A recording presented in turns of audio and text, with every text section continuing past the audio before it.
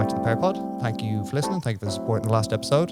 Today, I am joined by Irish entrepreneur, Ciaran O'Connor. Ciaran, thank you for joining me, bro.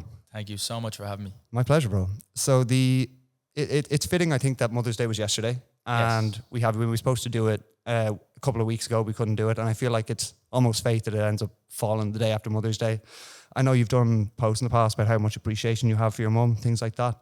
I just want to start with, like, what makes your mum so special to you? Wow, what a question. Yeah, she's absolutely everything to me, 100%. I was literally only talking to her about it today, but yeah, I don't like, sometimes when I talk about it, it's like, poor me, but my dad died when I was a kid. I was 8 years old, and ever since then, I was just stood at my dad's funeral, just watching my mom and then ever since then, it was just like, right, let's pick up my big boy pants and live life for her. So that woman has sacrificed absolutely everything. She's just worked like incredibly hard for my whole life, and ever since I became of an age of trying to bring some income into the house and alleviate the pressure and stress of bills off her and give her a better life than she got. That's my main mission. Everything was to give her a better life than she got, and anything from here is a bonus. So yeah, she's everything to me. Is it mad that, like, as you get older, you start to, like, recognize a little bit more, like, how difficult, like, I'm 30 now. My parents had me about this time when they were my age. And, like, now when I look at that, I'm like, Jesus, man, you had, like, 2 kids quite early. Neither of them had, like much cash. And now to be able to go through that, raise 2 kids, me and my brother, and, like, try and obviously have a house, build a home, all that stuff. It took me until my late 20s to be like, fuck, man, thank you so much for all the shit you probably went through at that time, as we kind of, I'm probably talking about trying to have kids in the next couple of years. And it kind of gives you more of an appreciation. I probably gave my mum a bit of stick in the past and, like, not appreciated as much. And then the last, like, 5 years or so, I'm like, fuck, thank you so much. Like, And I think it's important to get to that stage of, like, recognizing that and giving them that appreciation. So that's unreal, man. And kudos to your man. Yeah, nah, she's the fucking best. beast. Yeah, I think it's all like, you grow up and you think that your parents and your intimate family is the be all and end all, and that's the whole world. But then you get a little older and you start kind of understanding their flaws, and they're only human, and this and that, and understanding the world around you, and understanding that it's their first time of living too, and they're not perfect. Like, Especially that, like, when even, like, my parents separated when I was 10 or 11, and, like, at the time I was like, why couldn't you just, like, stick it out for the family like people do? And then you get to that age and you're like, what? Like, if I was in a situation now where I was in a relationship that wasn't working, I'd be like, if this isn't the most healthy thing for the kids at all. And they tried to explain it to me at the time, and I was like, you're fucking up my life, my friends, all that, like, the parents are together. And now looking back, I'm like, imagine how bad that situation would have been if they'd just stuck it out for the sake of us. We probably wouldn't have the relationship we have now. So I think that kind of perspective is key, I saw that you originally, or when you first started, you were working as a chef. That was where you first started. What was that like? Obviously, I've seen, you see it depicted in movies and stuff like that, like quite a chaotic atmosphere. Is that kind of what it was like when you started working? Yeah and no. So I started off in a cafe in Malahide called Taste of the Med. Still very friendly with the owner to this day, and that was pretty chilled out. I got a job there just as a waiter one summer and started working in the kitchen, and that was it. I was really good at it and I really enjoyed it. I ended up running the place for about 2.5 to 3 years. So that was a cafe, so that wasn't crazy, but I worked my way up through some of the most talented kitchens in the country, and, like, I've seen 2 chefs throw frying pans at each other, one chef being dragged out of the place. I've seen what happens in some late nights in kitchens, and it's not pretty. I miss working in kitchens every single day. I have an incredible passion for food. It just, like, fascinates me. And also I think it's a way of me showing I care to the people I love, is cooking them a meal or stuff like that. So that's the main reasons that I miss it, and I miss working in kitchens. What age were you when you first started working in the kitchen? 17, I think. 17, just going 18. And it's like, it's one of the few jobs you start at, like, there's no real academic requirements whatsoever. It's like, do you have a passion for it? Can you work hard, follow instruction, all those things? And I think that was definitely something when I first was looking at jobs. I wasn't great in school either. So, like, when I'm trying to, like, figure out what job I'm going to do, something like a chef was something that was like, what an interesting field to be in, working in a team, all those kind of things. But also the other side of it, the hours, probably not getting paid as much as they should be. And yeah, they're dealing with pressure every night. Like, I think, like, is that something that after maybe a year, 2 years, you start going, geez, every day I'm dealing with, like, angry customers, staff aren't showing up, this pressure, I fucked up a meal. Like, is that that element there as well for people who are working there? Yeah, I think it's one of them things that you definitely have to love it to do it. You cannot do it if you don't love it. I did love it.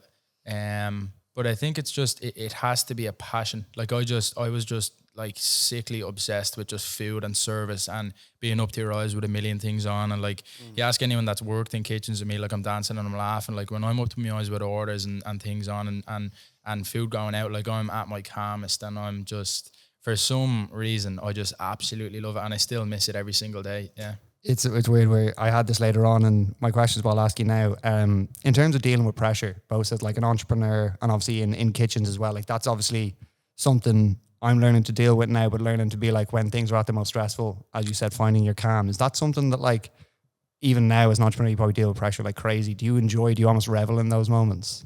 Yeah. I definitely thrive in chaos. But then you have to also have the flip side. You have to be able to enjoy the good times. So it's inevitable for you to go through adversity or to have certain types of pressures. And then it's whether them pressures are put on yourself or they're self-inflicted. So it's just figuring out what juice is worth the squeeze, if you know what I mean, like what the output of what you're doing is going to happen. I think it gets to a certain point where you just have to start working smarter, right? You have to work hard at the start, but then you have to start to work smarter. So I only allow certain things to pressure me. I like to not being control sounds like a little bit of a toxic word, but I like to just kind of like, I describe it as like I'm an orchestrator and I have me bands and I have me drums, me violin, and I'm just kind of like, you know, just managing everything and making sure things are taken over. Do you, you mentioned there, are you good at enjoying the good times? Are you able to give yourself a compliment or like appreciate when you've done something well? Or are you just straight into like, fuck, I wish I'd done that better? Like, can you see the positives? Or are you someone, I've had lots of people on the podcast who are like, I'm not great at sitting back and being like, well done to myself. Are you good at that? Yeah, no, it's a good question, and I think it's nearly like a social status that is just brought up in society. Like if you're not busy or chasing your tail or constantly chasing from A to B, like it's nearly like a status symbol. It's like, oh, I just can't relax, so I need to be on to the next He's thing. so busy, look how great he's doing. No, I think like even for me now with the responsibilities that I have and what I'm trying to do and where I'm trying to go, it's just waking up every day and picking and choosing my battles. And then of course, like, yeah, I'm proud of what I've done. It's kind of hard to say that, but it's constantly just like, it's just that whole thing of like ambitious people, just no matter what they do, they'll always just be like crawling. They'll always just be like, what's next? And not crawling isn't the word, but no matter what happens, I'll always be thinking, what's next? How can I do it better? Like evaluating the situation. Like I'll never just sit around and pat myself on the back and say, woohoo, look at me. But it's constantly evolving, but also trying to practice gratitude throughout the process. It's like it's a strength and a weakness. Like your strength, like it's a huge strength to be like, how can I make this more and more and more? I do more. And then on the other side, you're like, if you can't pat yourself on the back now and again, like what is it even all for? Do you know what I mean? We'll go back to, you were working in the kitchen. What first inspired you to like be like, I'm going to go off and I want to do my own thing? You know, like people always ask me all the time, like, how did you do it? How did you start this? How did you do that? I think it was just like, I've ended up here, but not by chance. Like I've put it, no one has gotten me to where I am apart from me. Like the only thing I've done to get here was put in the work, and that's a fact. But it was just kind of like a string of things that have led me here. Like obviously working in some of the most talented kitchens in the country for a couple of years, running a food company makes sense. I always say to people, like, do something that makes sense. I wouldn't open up a ballet school. No idea how ballet works, but running a food company makes a lot of sense for me. But then I went from making food products to running a business. As soon as you start to get staff, and then and then we opened up the cafe, and that's a whole different ball game from a warehouse production company. So for some reason I like to think I'm very good at that too.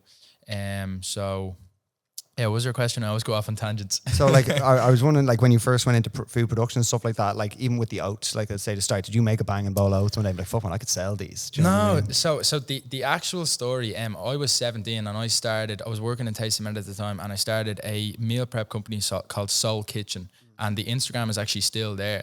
I cooked I made a crazy amount of food. I did what I did with soul food. I made an Instagram, put up loads of pictures. One day said DM to order. I was blasted one week, made loads of money.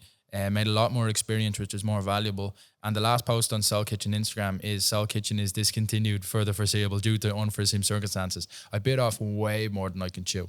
But the breakfast was oats.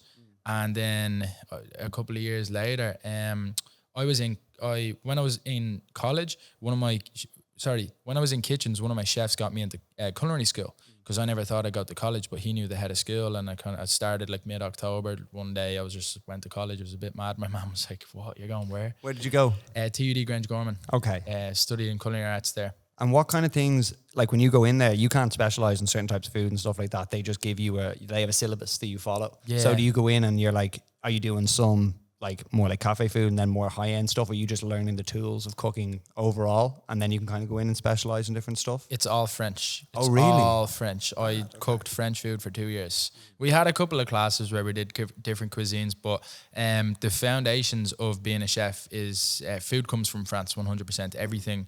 There was a couple of chefs from France in like the late 1800s, early 1900s. I'm not too good at history, don't quote me.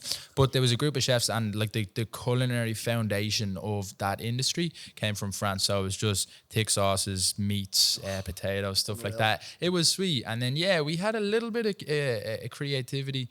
And we did a couple of different ones, but it was incredible. It was an incredible experience. I loved every single second of it.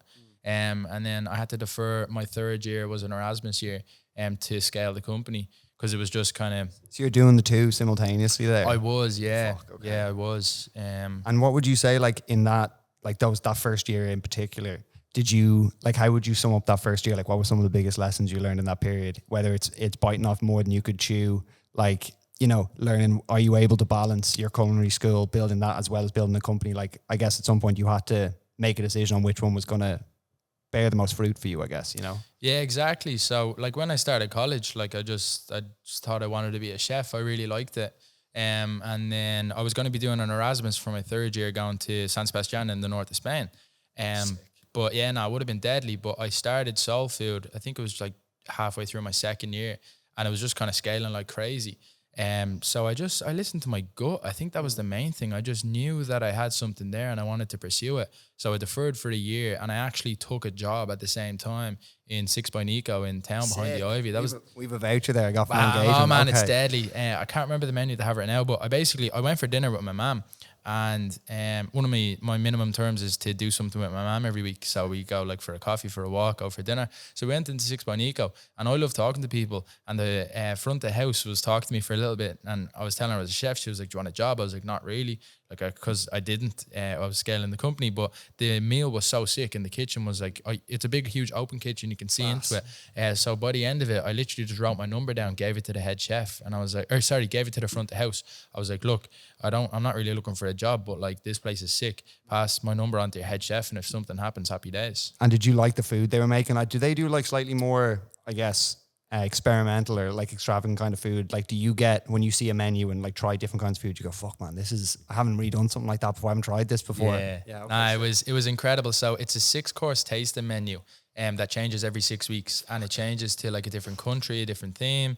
The owner of the whole franchise called Nico Simone, and he has a whole team of culinary developers that like travel the world and like make new menus and all. So that was the plan. I was going to scale my way up and get in with the big boys, get paid to travel the world and eat food. But I was there for I think 2 months, and I had to have my apron back in because Soul Food was just it's just been one big rocket ship.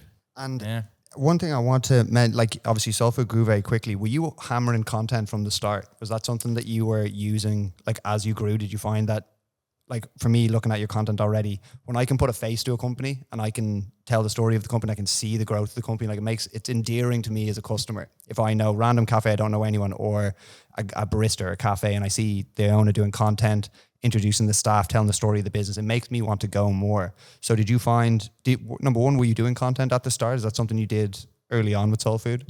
Yeah, so I think like we kind of did founder content before founder content was a thing. Yeah. And I really did it without knowing. Like it was quite organic. I don't really have an explanation as to why I did it. I didn't really do much content before it. Well, with Soul Kitchen, I did. Like you go into the Soul Kitchen Instagram, it's all just product photos. I guess I just have a little nick for it. And Yeah, I just started, and like you go all the way back through Solfit, like we have like 300-400 posts, and it's literally like a step-by-step guideline for the last 2.5 years of what we've done. Like you see me making them on my own in my mom's kitchen. You see us going into our first unit. You see me, my first 3 staff was my mom, my little cousin, and my uncle. And my mom and my uncle are still full-time employed in the company. Moving into our second unit, moving into where we are now, Bewley's head office in Northern Cross, working in the biggest coffee company in the country, who, shout out to them, they're absolutely incredible people. And just the whole growth, like it's all been organic growth. Like we haven't tried to acquire a single customer that we've gotten. It's all been organic growth through Instagram, through word of mouth, through event collaborations. So yeah, that's like every brand right now is trying to like utilize founder marketing now, and everyone's kind of bored of it because everyone and their ma is like, hi, I started whatever cafe it is. Everyone's trying to do it. Companies I work with now are like, how can let's do like staff vlogs and stuff like that. And it's just so saturated now. But back at the start, like even if I use Gymshark, like Alfleet, all these ones, like Christian Guzman, I watched all his content, then he starts a brand. I go, fuck, I'm buying this shit. I love Christian. Do you know what I mean? Yeah. Even like, I don't know if you know Max Tuning from like, do you know, Max, he's also out in Texas. He started Sour Strips, like a candy company. He just sold it to Hershey's for like crazy money. Wow. But he, again, documented the whole story, like was like, hey, I got this prototype of these Sour Strips. He showed them on camera, and then it gets acquired. And Hershey's said one of the biggest things that stood out to them when they were looking at companies to acquire was like, we know this company backwards already because we've watched all Max's content. Wow. So like, and I agree with you. I went back to your Instagram and stuff, and you can see your whole journey as a business just scrolling through your Instagram. And I think that's so powerful. So that's why I was like, the fact that you didn't even plan it is even more effective. Do you know what I mean? Thank you. That's fucking sick. I appreciate it. No worries, bro. And we did say when you mentioned that you had like your uncle and your mum working for you and stuff like that. Does that add an extra bit of pressure when suddenly people are like semi-reliant on you, or you have other staff that now, you know, you don't like to say it, but like, you know, their future or their income rests on you a little bit? Does that add pressure? Yeah, so first of all, people work with me, not for me. That's a standard that I try to drive through the company. There's no real hierarchy. Everyone is as heavily invested into the company as they want to be. But no, and it's actually very funny. On Friday, what we do as a company when we're in the warehouse with the production team, because the cafe and the production team, it's one big company, but obviously there's kind of 2 rosters and they're like legally 2 completely different companies, but it's one big family, if you know what I mean. So the production team, twice a day, we go for a little walk outside, like literally, because you're in a warehouse, it just gets busy. You go out, get some fresh, obviously when the weather's good. So recently we've started doing it again. And Friday, there was just like a million, like we have a lot of stuff going on. And we went on a walk, and I was just like to the guys, I was like, look, like we make little pots of porridge for a living. Like no one has guns to our heads. Nope. Like as soon as we stop having fun, I'm done with it. I don't know about you, but this is like, we can only do this if we're having fun with it. Like, you know what I mean? And I think that just goes back to like, for example, like I left Six by Nico, and my head chef, Daria, I don't know if she's still there now, this Polish woman, Daria, she's so funny. Shout out Daria. Yeah, shout out Daria. But she grabbed me by the apron. She was like, you need to come back. I need to go on holidays, like, because I was the junior sous chef. And she said, like, if you ever want to come back, like, happy days. So I've built up like a cushion for myself that no matter what happens, I know I'll be okay. And like you have like a skill set that's good. You could do your job pretty much anywhere. It's a universal language, you know, being able to cook. Sick. Exactly, yeah. But even at that, but it's just like we'll make little pots of porridge for a living. Like it's great. And if one day we're not doing it, well then so be it. We'll figure it out. But no, I don't really feel like an incredible amount of pressure. Like I'm paying, like I have my mom and my uncle, and like we've 18 staff across the 2 companies. Well, we've 13 and then 5 drivers, but we've 18 altogether. And like it's like I'm not, it sounds bad to say, I'm not extremely emotionally connected to it. You know what I mean? It's healthy though. It is, because like I think I've gotten to a stage in my life where I've lost so much that like nothing is yours, everything is borrowed. Like I'm having so much fun right now. I wake up every single day so excited to just get to work. And long may it last. And that's just the way I look at it, you know? I think, we're going all over the gap here, but I have to fucking bring this up. You put a quote out. Whoa. I think it was Love a quote me. Yeah, you had I don't have a work life, I have life because I love what I do. And I think that when you said that? I think so, yeah.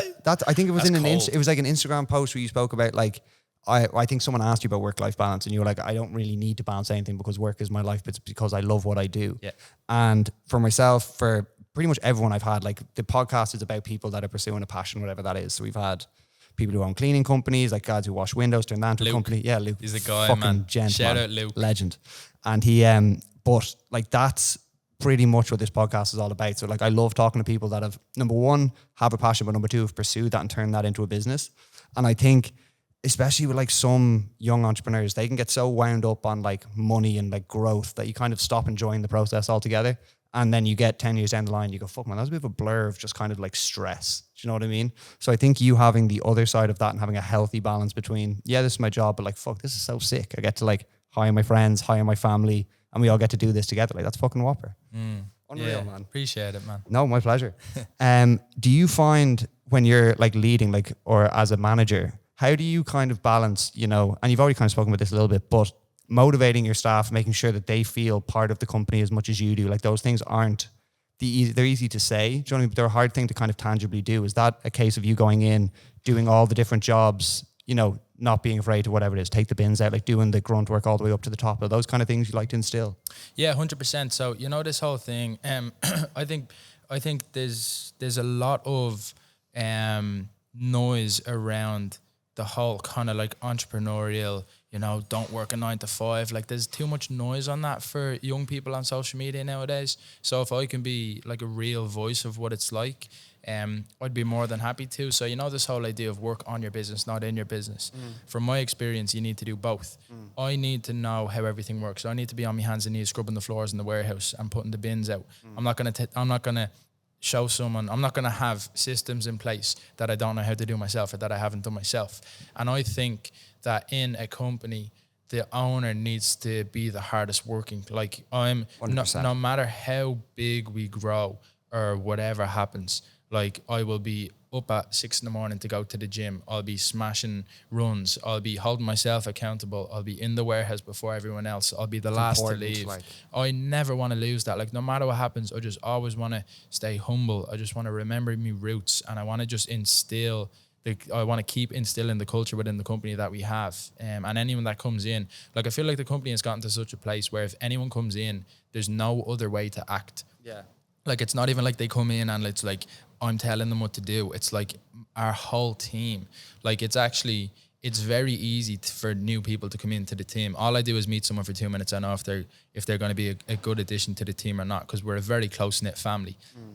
That's no disregard to anyone's any person, but I think it's good to have a culture. Like that's what it is. It's a culture. Exactly. We're very specific with who we want to bring into the company culture. But anyone that does come into the culture, like it's kind of like. It's like we're a train moving and they just jump on, but the train keeps moving. Like, you know, it's just, there's no real other way to act within the company. You mentioned there when you bring people in, like into the company or hire new people, what would be like some out of the box questions you might ask them, or things you'd be interested in that might not be in a stereotypical like corporate interview? Yeah, I really talk to them. Like we're after hiring 2 people in the last few weeks. And I literally just go for a coffee with them. I go to the cafe, I grab a coffee, we go for a walk, and I just talk to them.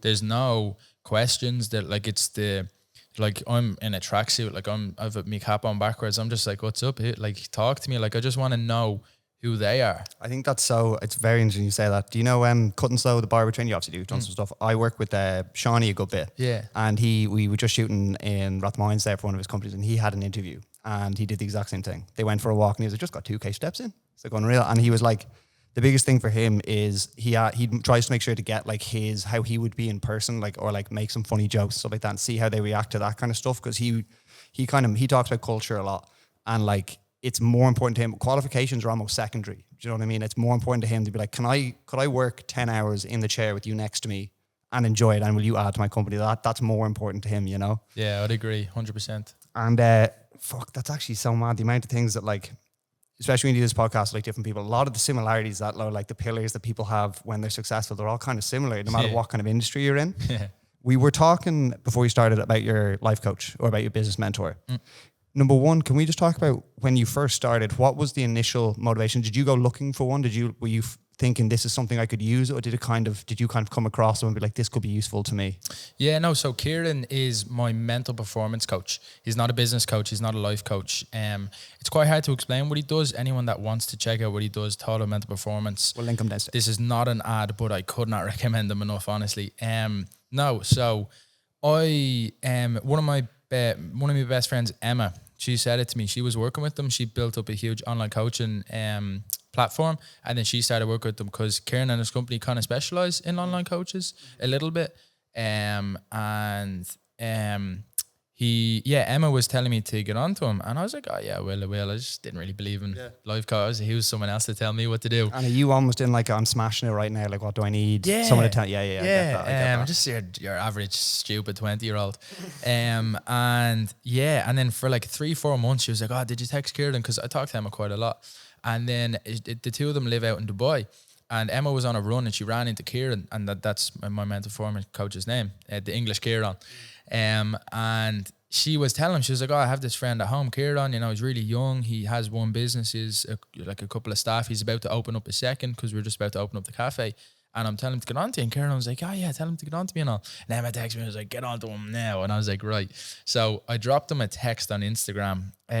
We hopped on a 30-minute call, and I just haven't looked back, and that was it. What did he say on that call that stood out to you?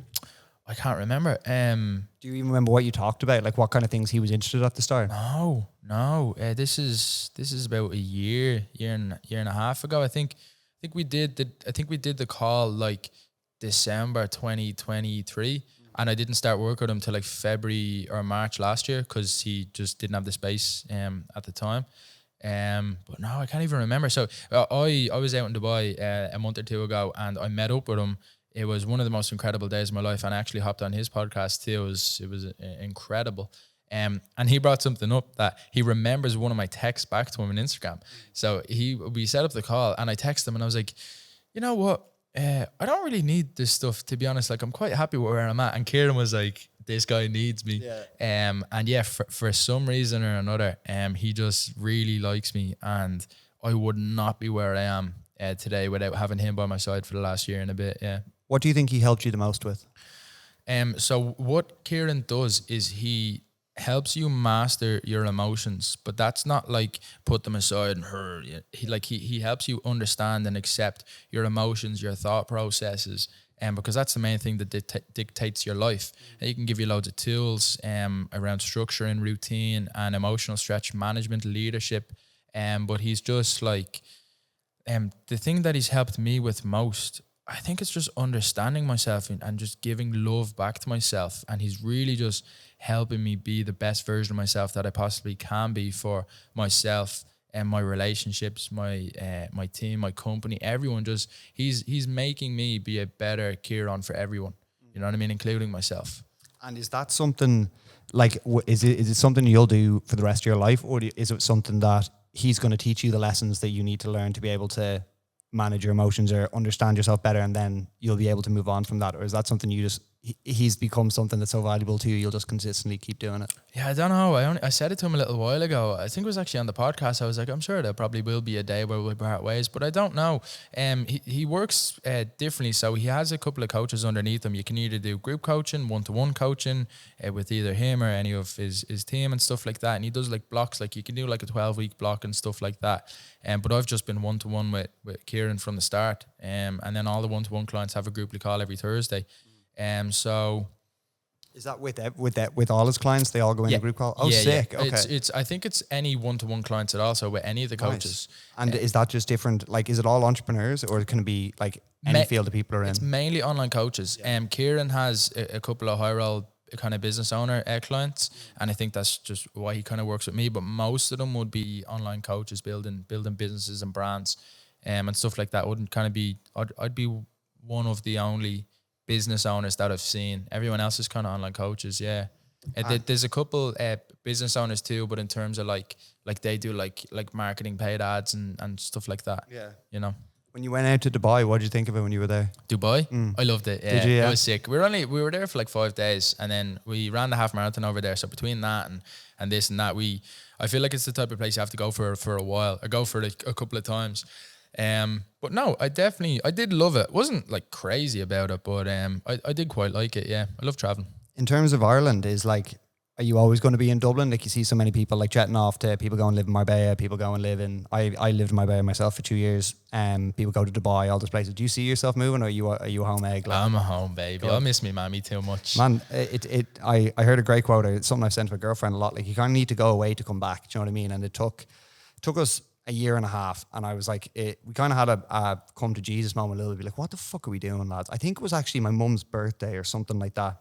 And I was like, what am I doing over here? Do you know what I mean? I'm 3 hours away. I'm like near the beach, whatever. I'm still working on it. I was like, what am I, like all the important things. I have a younger sister. My dad remarried, and I have a sister who's 10, Lola. And I remember we went back one year for Christmas. I was like, fuck man, she's like 2 years old. That little period between like 5 and 10, they turn into like different people over that period. And I was like, I don't want to be at a point where like I'm seeing her once a year or seeing my mum once a year and all these things. And ever since we came back, I have a new appreciation for Dublin, even with the issues and all the things we have in Ireland. It'll never not be home. Do you know what I mean? So I've definitely grown in my appreciation for it 100%. I think even young, like people my age and stuff, like they're all going to Canada and Australia and stuff like this, and that's great. Like I don't really focus on anything that doesn't directly affect me or the people that I love, to be honest. But I also think that people think the grass is greener on the other side, but it's greener where you water it. You know what I mean? So it's like chasing your tail. I was only talking to one of my friends. She came home, and I was saying to her, I was like, you're a home bird. Like, you know what I mean? There's nothing wrong with that. But like, it's a win-win. You go away, you know, something happens, you come home. Like it's a win-win. But no, I think I have traveled quite a lot, and I always used to think maybe, I should have, you know, done college and did my J1, and I'm kind of, I did everything that I didn't do everything that everyone does. You didn't do the stereotypical interrailing. No, I've never done that. But then I've carved my own path, and I don't think I'll regret anything I didn't want to do at the time. And yeah, I don't really have a lot of regrets. I'm quite happy and at peace with who I am and the people I have around me, and anything that has happened to me, good or bad, is a result of where I'm at now.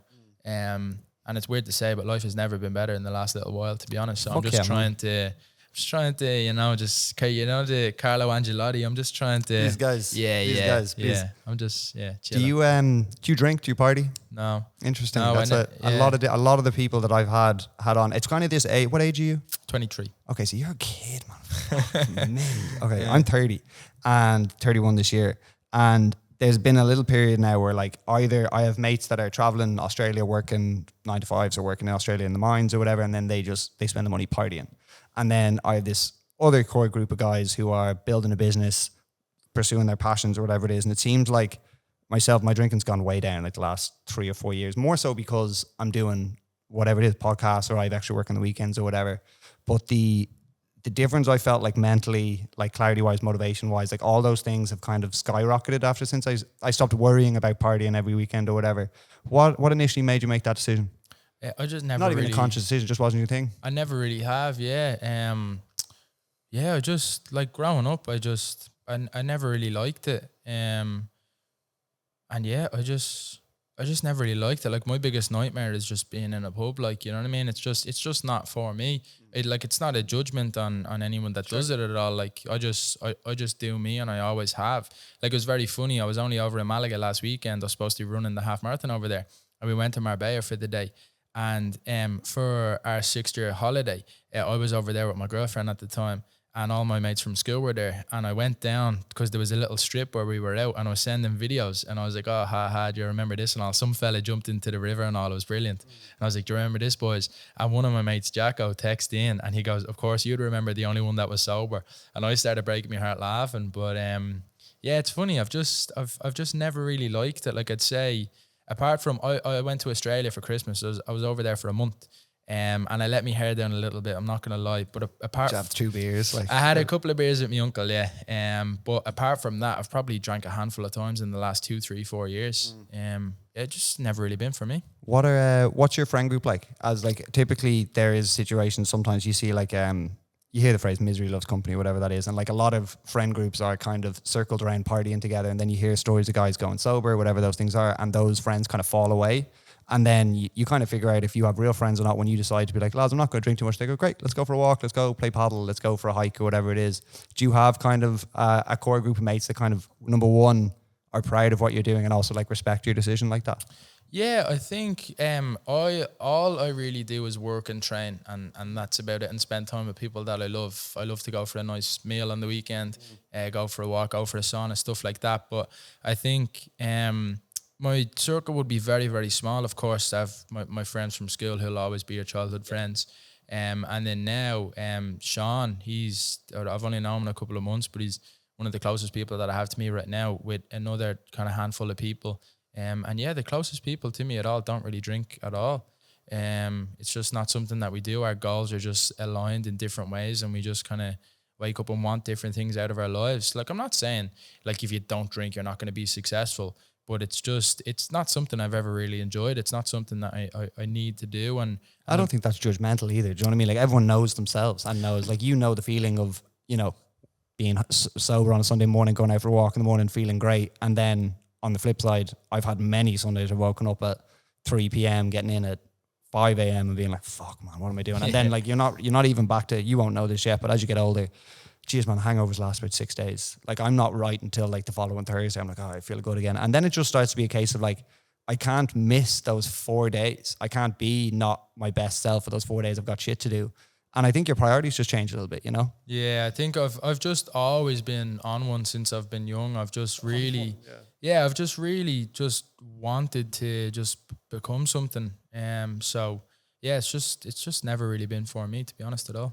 So you said that you don't really have, you kind of work and you train. Is there anything, you mentioned going for meals there, is there any other activities you like to do completely away from work? Like, what can you do to switch off? Is training the thing you do that helps you kind of get into a moment that you're not thinking about how I can grow the business for that hour or whatever it is?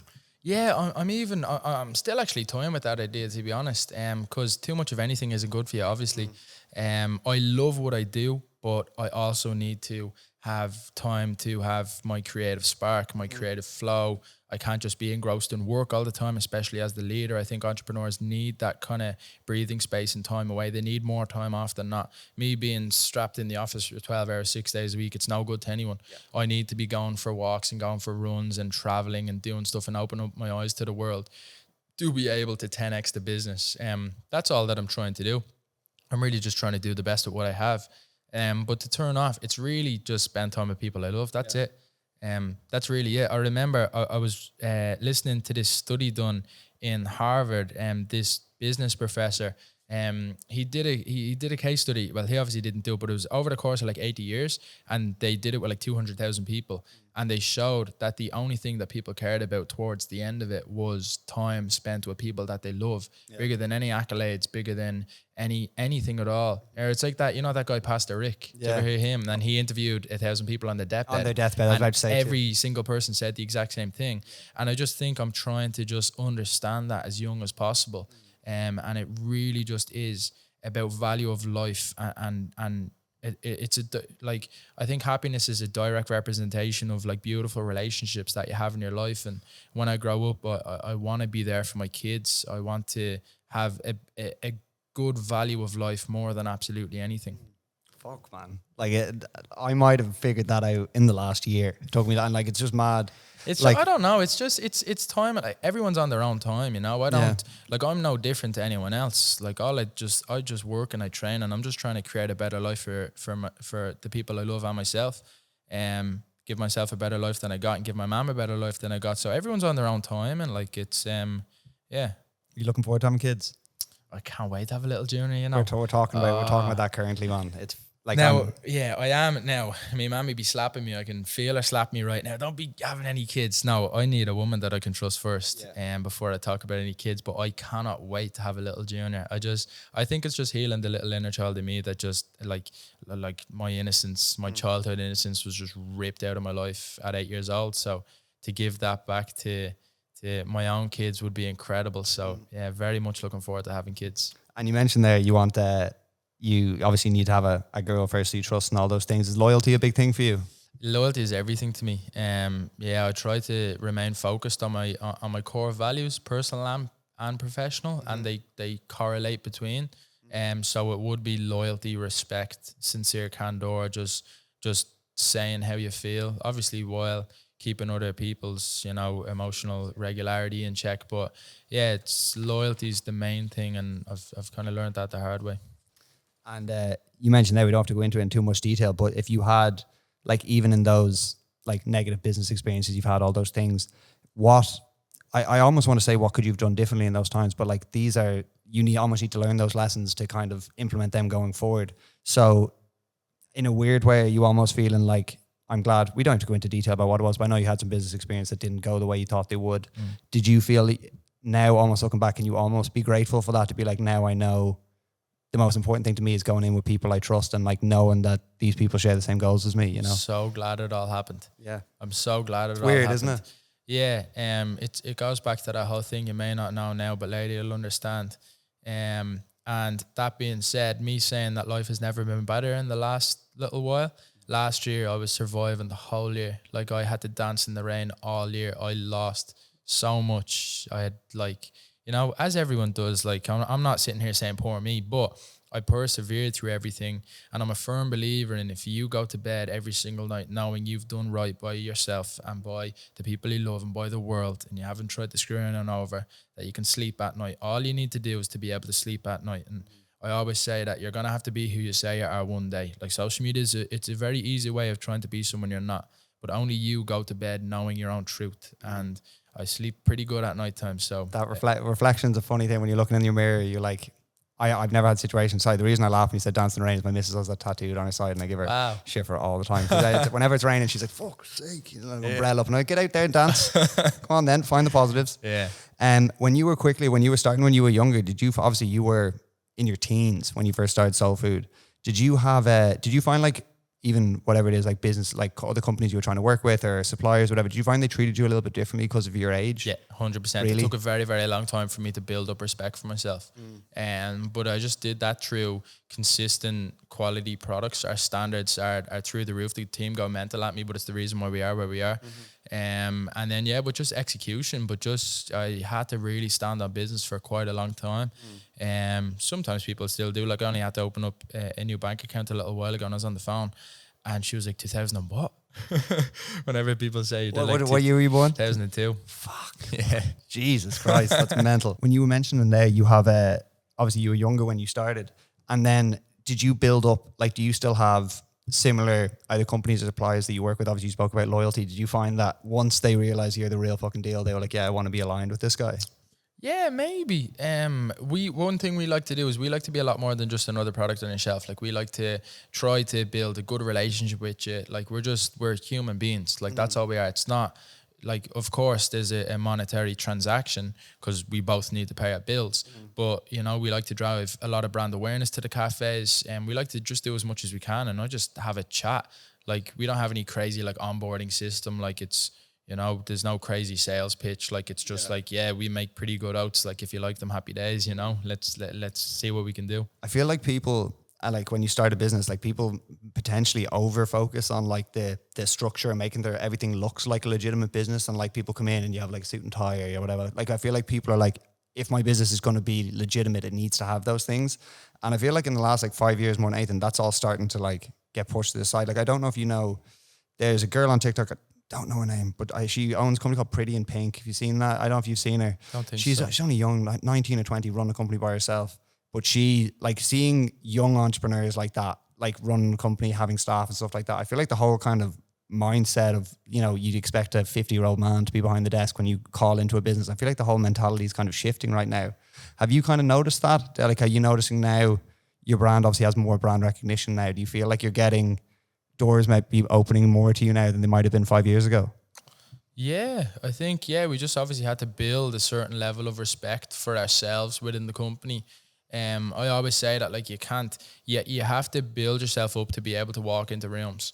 Like, I'm surrounded by some of the most successful food entrepreneurs in the country at the moment. Like, I have them in my phone book. I meet them quite often, but I had to work my way up to build myself a stack of respect. I had to earn my seat at the table. You know what I mean? So there's no substitute for that other than hard work. But I think so. I'm not too sure. I don't really stop.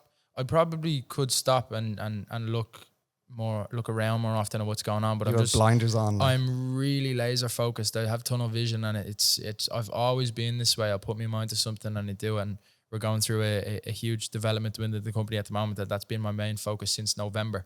Between that and then keeping my head straight, like I'll always work harder on myself than I will the company. I'll try to anyways, always, because if I don't hold myself accountable, hit the gym, have good nutrition, good sleep, still spend time with people that I love, I cannot manage the companies. Like that's most important, And like you see it like a lot. I've worked in a number of different companies, and you've seen a company I work for now, Blumon, who do hair products. I'll give you some of them after this. I remember when on my first day, Colin, who runs the company, he was in his office when we first came in about 8 a.m. He was in there on calls. And then I stayed there until the end because I was waiting to meet my mates to go out in Vancouver that night. It was about 9 o'clock. I walk out of the office, I'm turning the lights off, and I hear like, "Hey, man." And I was like, "What the fuck?" I thought I was on my own. And Colin's fucking in there, little light on his laptop, just like fucking typing away at it. And then like, that was my first day. And ever since then, I've been like, fuck, I respect that he set the standard. And he didn't know I was going to be working for the company for 8 years. I was just some guy. But that, in my brain, for the rest of like my life working Blumon, I'm like, fuck, I know Colin's putting the work in, and I know he's setting the standard, not to, be braggadocious about it or anything like that. He did that because that's what he believes is important in a boss. So I think being able to, for you, especially setting those standards for yourself outside of work is just going to benefit you, Yeah. That's key, man. This might go over your head. I'm not sure if you'll remember this, but in the podcast with Ciaran, you mentioned that when you went through that situation where you had the bad business situation, your coffee roaster said something to you that was impactful. Do you remember what that was? Yeah, I was only talking to him. I was only talking to him on Friday. Shout out Mark from Java the Hut. He's an incredible human What's the being. name of the company? Java the Hut. That's so fucking smart. Yeah, man. and he has like little Star Wars, little like Sick. stuff and all. He's an incredible human being and incredible coffee as well. I'll never have another coffee roaster for the rest of my life. Simply for what he did for me. But I spent 3 hours on the phone with him, and he just kind of put me wide to a situation that I fully didn't understand. And then after that, we just kind of tried to protect ourselves as much as we could. And luckily, we got the opportunities to still crack on, and we're still cracking on to this day. And I wouldn't have got through it without my team. My team are my backbone. They're just a group of just incredible people. I don't know what I did to deserve them, but we have fun all the time and just never want to stop having fun. I feel like you say you don't know how that happened, or like you're lucky or whatever that is, but I feel like all those things that happened, like the coffee roaster saying that to you, I feel like that was all built on all the good experience you had with him and all the times that you obviously treated him with respect, you had a good business relationship, that it made sense for him to do it. So I don't think it's by luck that those things are happening. I think that all the good things you did, the compounding interest on that, is why people want to support you now. You know what I mean? Yeah. And like, even from just chatting to you now, like I can see and it's very similar to a lot of the guys having the podcast. They're not great at acknowledging stuff that they've done well. They don't like to be the reason stuff's doing well. They want to kind of push it to their employees, to their business or whatever. They don't like to be like, yeah, I did that well. But I feel like you should give yourself some more credit. Thank you, brother. Yeah, I appreciate it. I don't know. Maybe with age I'll be able to. Nice. Yeah, maybe with age I'll be able to, but I don't know. I always feel like I like to be a ghost worker. And like, it's funny because my face is all over the Instagram and I quite enjoy it, but I don't want to, like, I don't know. It's hard to articulate the mind of an ambitious person. You know what I mean? Do you find that, or did you find, even maybe before talking to Ciaran, did you find that you thought that you might be like, did you always recognize you had a different mindset to even people when you were around? Were you like, were you kind of recognize, it's weird that I care more about these things, I'm more focused on these things than like what my mates are focused on or other businesses guys are focused on? Did you kind of always recognize you were unique in that way? I think it was more, I was just unique for myself. I never I don't really compare myself to people. I've always been just very focused on me and the people that I love. And like, that might sound a bit like I'm just full of myself, but it's just, I just want to be the best version of myself that I can possibly be. And I don't have to be anyone else. I don't have to be better than anyone else. Just because someone does something doesn't mean what I'm doing is better. It's just better for me. You know what I mean? Like drinking, for example, it's like cool. Like, like my mom drinks, I still love her and spend time with her. Like, it's like, Same. It's just, yeah. And like, geez, sorry, that sounded terrible. She doesn't bleed and like drink, but like, you know what I mean? It's like, it's just, there's no judgment coming from your end. And it seems like you're, in the nicest way, quite uninterested in what other people are doing, and you're more focused on yourself, which is a great thing. So many people are way too quick to comment on something that they think they could do better, or fuck, this guy thinks he's class. And like, so many people are more worried about other people than themselves, especially in Ireland. I had Luke McHugh on it. Did you know Luke McHugh? I don't think so. He does like yoga stuff. He's a fucking gent. I want to have you on again, Luke, soon. But he was like, people in Dublin in particular just need to fucking support each other a little bit more. And like, it could be such a sick place. There's so many great entrepreneurs, and like, you're seeing the growth of even like music artists, Belters Only, Jazzy, like all these people like growing. I'm booking tickets to see Amble. Do you know Amble? Don't think they do. They do like more like folk Irish music, but they're blowing up right now. and trying to get tickets for them in December. And when I see that, all I think is how fucking sick is that they're from Crumlin, they're from like 5 minutes down the road from me, and they're off doing like huge tours like that. That gives me energy. Do you know what I mean? And I can't understand the mindset of people being like, fuck him for doing well. Do you know what I mean? It's mental. Me and my missus love to visit cafes. Big cafe people, love trying out different cafes. What are things that you think are important? What are certain aspects of a cafe that you think are important to do well and be somewhere that people want to go? Well, it depends on where it is and stuff like that. Location's key. Location is 100% key. If it's a brick and mortar place, I think aesthetics. Well, I'm a big aesthetics guy, 100%. Like I like clean, I like minimalistic. That's what I like. And staff. I think staff. I actually have to shout out. There's this cafe in Kildare called Hey Darling, and is the most going on my list. It is the most incredibly ran establishment I've ever seen in my entire life. My brother and I brought my uncle for his 70th down to Mondello Park to do a few laps in a Ferrari. Yeah. And on the way back, I literally just typed in coffee near me, and it's the first place that came up. I never really heard about it before. I went in and I was just in awe from a business point of view. Like, you walk in and the staff, like even the clothes that they're wearing, all the staff are kind of like the same. It's clean. It's just, you walk in, you order, you bounce. It's very reasonably priced. Good menu, good coffee. You sit down. There's a big communal area. It's brought out to you in little paper trays, so there's like less hassle. Like, it's all just takeaway. The music, the dim light, and the decor, it's still kind of like rustic and old, and it's just like genuinely the most incredibly ran establishment I've ever seen in my entire life. That is not an ad. That is just appreciation. I'll send this to them. Like, honestly, this is not an ad, but it's just genuine appreciation for an incredibly ran business, because that's someone's livelihood. Like, another thing is, like, people are so quick to talk about people, but it's just like, we have a big culture in Salford that love is always the answer, and we strongly believe in it. Because you don't know what's going on in someone else's life, and social media, it's so easy now to just you know, for negative things to happen, but just trying to spread some love and some positivity. Just why wouldn't you want to make the world a better place? Why wouldn't you want to like be kind to someone? Like, you know what I mean? Did you tell them after, you're like, lads, this place is fucking sick? I put up a story and I said hashtag not an ad, and I said this is one of the, because I don't really want to be an influencer, and I would ever want to do hashtag ads. That's no disrespect to anyone that does, but it's just not me. So I often put up stories be like hashtag not an ad, and I just said it's one of the most incredible places. Like, anyone from Dublin needs to pop down here. Any cafe owner needs to pop down here and see what they're doing, because they set some incredible standards. But yeah, like, that being said, people are so quick to also talk about somewhere negatively, but not so quick to talk about somewhere positively.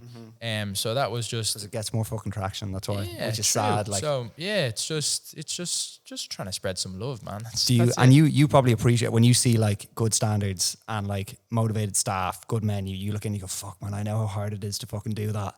And you're like, when the staff genuinely are like happy to be there and like, good morning, good to see you. And like, particularly when I go to a cafe, when the service is good and quick and coffee's there, guys, like, everything's just done to you. It makes you feel so comfortable. And like, especially for cafes, my missus would then be like, I'm going to go there and work. I'm going to go there, bring my laptop in. And like, that one little touch point you have going to that cafe, it'll stick in my head. I have cafes that I've stick in my brain to be like, fuck, I feel comfortable when I'm there.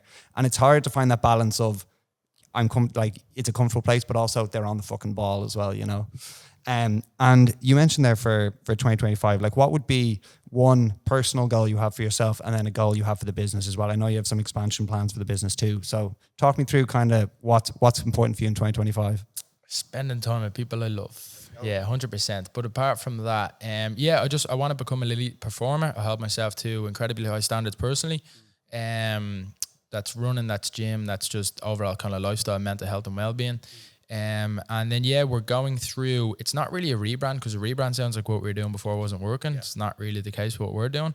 Everything was working too well in my crazy entrepreneurial brain. I was just like, no, 180, we're going a different way. So we're hoping in not too long. It's just kind of a complete elevation of our brand, of our products, of our offerings, everything streamlined. We're really attempting to take things to the next level.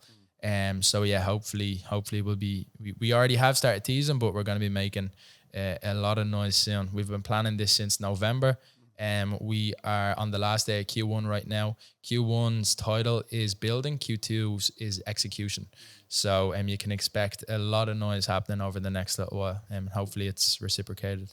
And if you were like in your wildest dreams, if you were pushing like what you dream like Soul Cafe could be, like what is your, if you were like just putting out a goal, doesn't have to be realistic or whatever, what would success or like we really did it look like to you? Is that having 20 different cafes all throughout Ireland? Is it going international? Or is it, as you're going to say, just enjoying the moment and making sure that every aspect you can touch is the best it can be and the rest will kind of look after itself? Yeah, I think actually I was out with someone yesterday and they were like, oh, like, where do you see yourself in 10 years? And I was like, I don't really believe in that question. Hard question, yeah. Because I think so much, especially for you in 5 years. If someone asked you at 18, what do you see is that you've been 10 years, you'd be like, fuck. You know, you tell me 3 years ago you'd have 2 companies, all this and that, and you know, you'd be on podcast talking about it. I'd be like, yeah, right. But so like it's life, like I think I have like a detailed direction of where my life is going till the end of next year.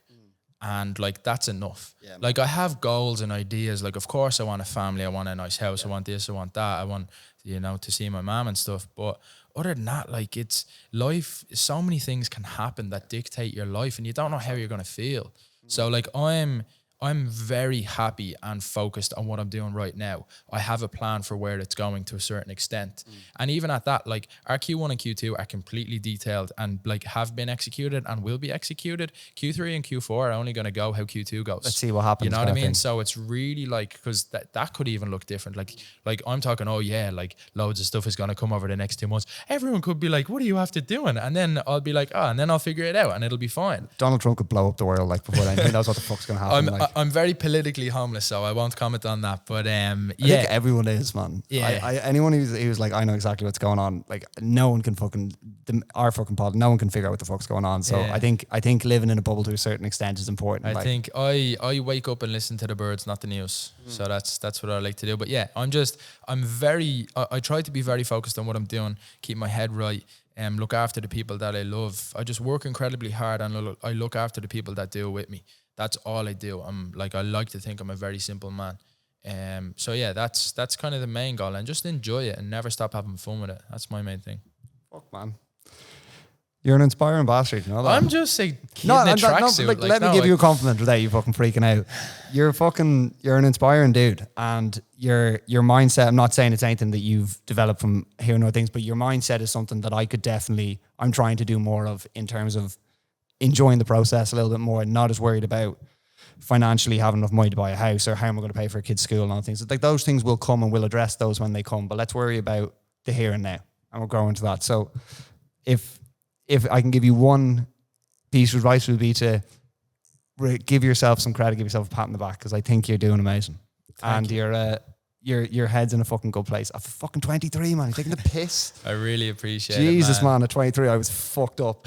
But yeah, man, we just did an hour, so I'll let you go home. But thank you so much for coming. Genuinely, I know it's not your fucking ideal dream to be coming to the Pear Pod at, what is it, fucking 8 a.m. on 8 p.m. on a Monday? Nah, I think that's me, man. I'm chilling. I really appreciate the opportunity, and I just like having a laugh. And the only real reason I do things like this is because hopefully there might be some little Ciaran sitting out there and hear me saying something, and I might spark something in them. Like, it's other than that, there's not much gain that I need out of stuff like this other than just try and create some positivity into the world. You know what I mean? It's one thing saying it, but it's another thing doing it. So that's the main reason why I do stuff like this. So thank you so much for having me. We'll leave it at that. Lads, thank you for listening. I'll link all your shit down below. And I'll link what's Ciaran's actual title before I call him? Total Mental Performance. Total Mental Performance. He's a mental performance coach. I'll link him down below. Maybe I'll fucking get on to him, man. He can figure out what's going on in my head. Tell him you're a friend of mine. Tell him, yeah, listen, I need your fucking help, bro. Things are going wrong. But yeah, lads, I'll leave all the links down below. Go follow Ciaran's shit. And see you in the next one. Cheers, folks. Yes, lads. Yes, bro.